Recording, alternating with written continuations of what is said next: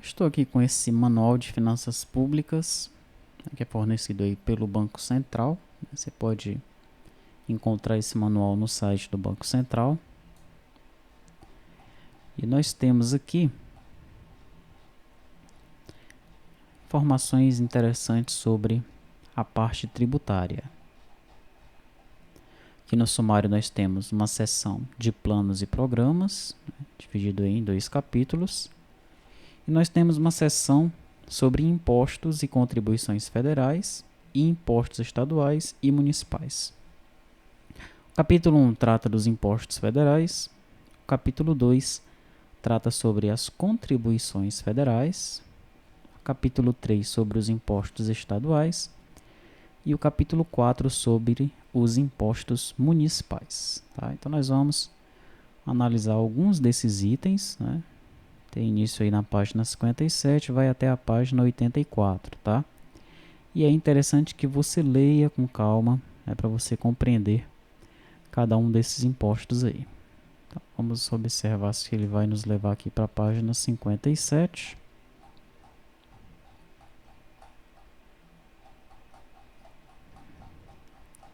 Aqui está. Seção 2, impostos e contribuições federais e impostos estaduais e municipais. Então, quais são os impostos federais? Né? Nós já vimos quais são os impostos federais lá na Constituição. Primeiro, imposto sobre a renda das pessoas físicas, tá? IRPF. Qual é a legislação básica? Que nós temos as leis, as instruções normativas, decretos relacionados ao imposto de renda, nesse caso específico para as pessoas físicas, tá? E vai falar então qual é o fato gerador, que são rendimentos tributáveis, qual é a base de cálculo, quais são os contribuintes. E aqui, olha, imposto de renda específico para as pessoas jurídicas, para as empresas, né? IRPJ. Nós temos aqui a legislação básica, né? a lei complementar, a lei específica que trata disso daí, ou as leis que tratam disso daí, né? Nós temos várias leis, tá? Temos também aqui um decreto que trata sobre isso. O fato gerador, aquisição de disponibilidade de renda, é o produto do capital, do trabalho, da combinação de ambos, e de proventos de qualquer natureza, assim entendidos os acréscimos patrimoniais não compreendidos no item anterior. Aqui nós temos a base de cálculo para o imposto de renda da pessoa jurídica. Se for lucro real, é o lucro líquido do exercício, ajustado pelas adições, exclusões ou compensações prescritas ou autorizadas pela legislação. Se o regime for do lucro presumido, forma simplificada para a determinação da base de cálculo, desobrigando os contribuintes perante o Fisco Federal de manter escrituração contábil. E se for o lucro arbitrado, aí será determinado mediante aplicação sobre o valor da receita bruta, quando conhecido, dos percentuais fixados para a determinação do lucro presumido acrescido de 20%. Quem são os contribuintes desse imposto?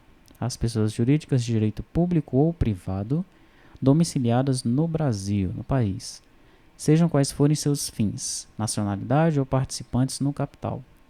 As filiais, sucursais, agências ou representações no país das pessoas jurídicas com sede no exterior.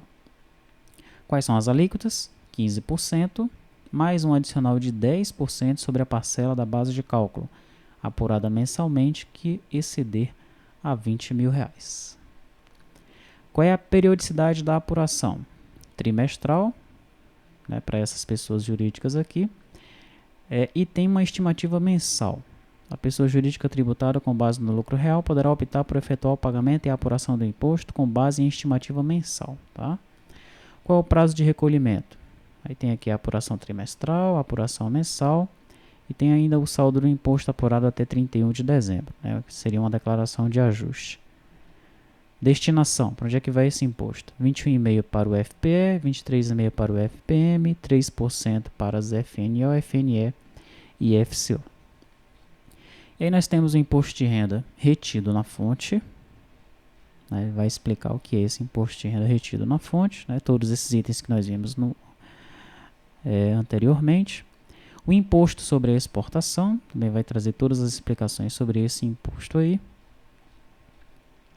Imposto sobre a importação, quando é que ele ocorre? Quando entra um produto de origem estrangeira no território nacional, por qualquer via de acesso, aérea, marítima. Entrou no território nacional um imposto vindo de fora, esse é um produto vindo de fora, esse imposto ele é cobrado, tá? Qual é a base de cálculo? Quando a alíquota for específica, a quantidade de mercadoria expressa na unidade de medida indicada na TEC, e quando a alíquota for ad valorem, o valor aduaneiro apurado segundo as normas de acordo geral sobre as tarifas aduaneiras. Quais são os contribuintes? O importador. A periodicidade é diária. As alíquotas são aquelas previstas na TEC ou na GATT. Aqui o prazo de recolhimento e a destinação. Tá? O total da arrecadação constitui recursos ordinários da União. E nós temos o IOF, o Imposto sobre as Operações Financeiras, também com todas essas informações, quem são os contribuintes, qual é a base de cálculo, quais são as alíquotas, para onde é que vai esse imposto aí. Temos o IPI, o IPI também bastante utilizado nas aplicações de ERP. Aqui tem a legislação básica, temos o fato gerador, que é a saída da mercadoria do estabelecimento industrial ou a ele equiparado. Então, é nesse momento que ocorre aí a cobrança do IPI. Qual é a base de cálculo? O imposto incide sobre produtos industrializados, nacionais e estrangeiros. Valor tributável mínimo. Quem é o contribuinte? É a indústria.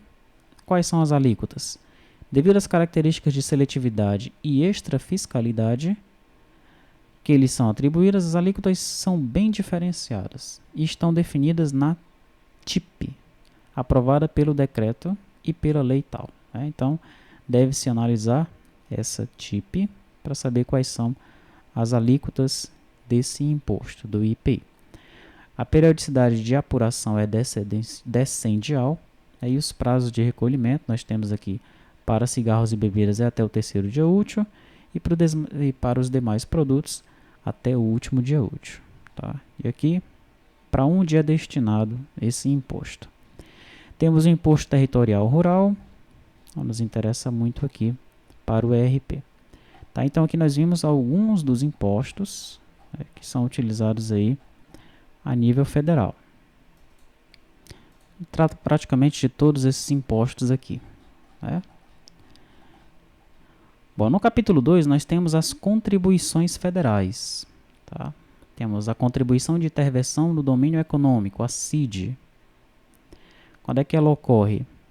Operações realizadas pelos contribuintes que importarem ou comercializarem no mercado interno os seguintes produtos: gasolina e suas correntes, diesel e suas correntes, querosene de aviação e outros querosenes, óleos combustíveis, gás liquefeito do petróleo, inclusive derivado de gás natural e de nafta, e álcool etílico combustível. É conhecido como a contribuição da gasolina, essa CID aí, tá? Que ele vai trazer as alíquotas, a periodicidade de apuração, o prazo de recolhimento e para onde é que vai essa arrecadação. Aí nós temos a contribuição para o plano de seguridade do servidor público. Temos a contribuição para os programas de integração social e de formação do patrimônio do servidor público, o conhecido PIS/PASEP. PIS aí para as empresas privadas, PASEP para as empresas públicas. Costuma ser assim. Tá? Nós temos aqui a legislação básica. Temos algumas considerações sobre essa contribuição aí. O fato gerador, quando é que essa contribuição ela ocorre, quando ocorre o fato gerador, ou qual é esse fato gerador. Quem são os contribuintes? São as pessoas jurídicas de direito privado e as que eles são equiparadas pela legislação do imposto de renda, entidades sem fins lucrativos, entidades fechadas e abertas de previdência complementar, União, Estados, Distrito Federal e municípios, autarquias, empresas públicas, sociedades de economia mista, fundações instituídas e mantidas pelo poder público e entidades financeiras enquadradas como empresas públicas. Praticamente, quase todas as instituições que possuem o CNPJ têm que ter essa contribuição aí, tá? O PIS/PASEP.